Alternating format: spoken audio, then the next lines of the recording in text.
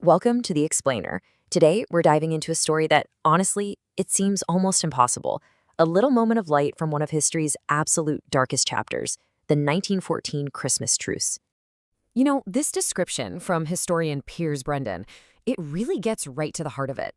The Christmas Truce was this moment that just shouldn't have happened. It was a brief, shining light that defied all the logic and, frankly, the horror of war. And to really get how incredible this truth was, you first have to understand the scale of the carnage. World War I, which they once called the war to end all wars, took an estimated 18 million lives. I mean, just let that number sink in for a second. That's about 13,000 people killed every single day for 4 straight years. And yet, right in the middle of all that madness, something truly incredible happened. For one brief, fleeting moment, the soldiers, they just stopped. They put down their guns.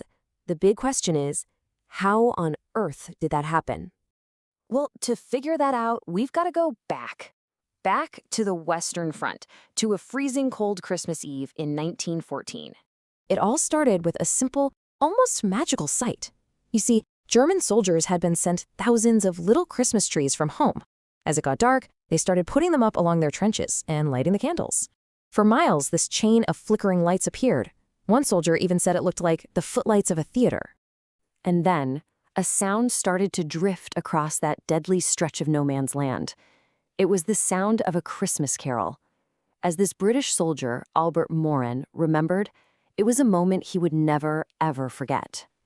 So what did the Allied soldiers do? They were completely spellbound. And they responded not with gunfire, but with applause. So tentatively, heads started popping up over the trenches. No one fired, then shoulders, and finally, whole bodies started climbing out.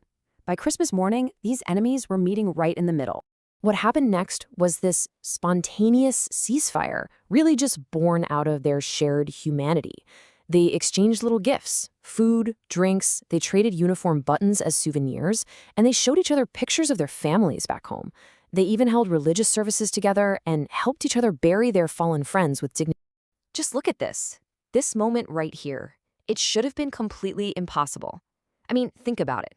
These men had orders to kill each other on sight. Just hours before, they were doing exactly that. And yet here they are, just standing together as people. And maybe nothing captures the spirit of the truce better than this. The story goes that a football appeared from somewhere and a match was played, right there in the mud of no man's land. The reported final score, Germany 3, Britain 2. But after the war ended, after the guns fell silent for good, what happened to the memory of this incredible event? How is it remembered on the very patch of ground where it all took place?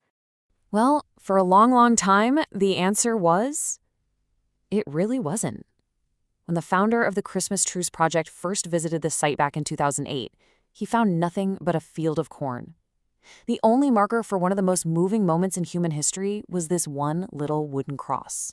But as he stood there, looking out over that field, an idea sparked, not just to put up a bigger monument, but to create a living legacy, a place where that incredible moment of humanity could be remembered and even relived through the energy and the hope of young people.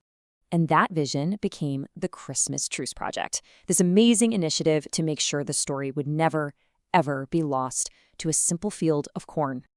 You see, the project's goal isn't just about looking backwards.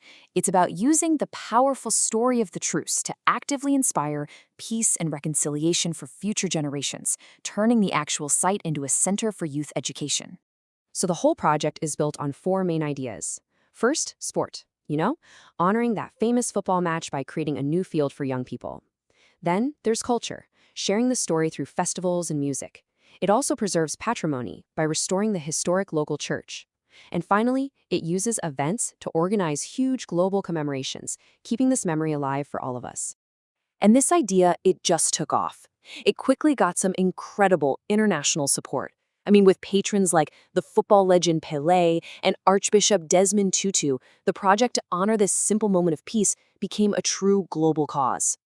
Okay, so all of this builds to the real, lasting message of the Christmas Truce. Why does a story from over 100 years ago still hit us so hard today? The American folk singer John McCutcheon wrote a famous song about the truce, and what he said here really gets to the core of it. This isn't just a nice little story to tell around the holidays. It's a story that, like he says, needs to be told every single day of the year. Because really, at its heart, it's a story about what connects all of us. It's about this tiny seed of kindness and goodwill that a bunch of ordinary soldiers planted right in the middle of a war zone. And that message of hope is something our world today desperately, desperately needs to hear. This hope was just so beautifully captured in a poem from back then. And it ends with this simple, powerful wish that the spirit of peace and humanity that they found on that one day could, someday, last forever. And that leaves us with one final thought. The Christmas truce isn't just history, it's a challenge, right? It asks each of us, living in a world still so torn apart by conflict, how are we nurturing those little seeds of hope? How will we carry that remarkable spirit forward?